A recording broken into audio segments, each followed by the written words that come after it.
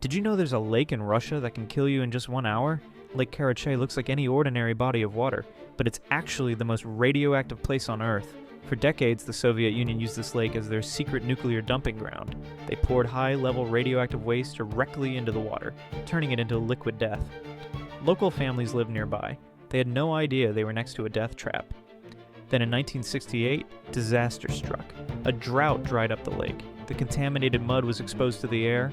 Radioactive dust began to spread. 900 square miles became contaminated. 500,000 people were poisoned by invisible radiation. The Soviet government said nothing.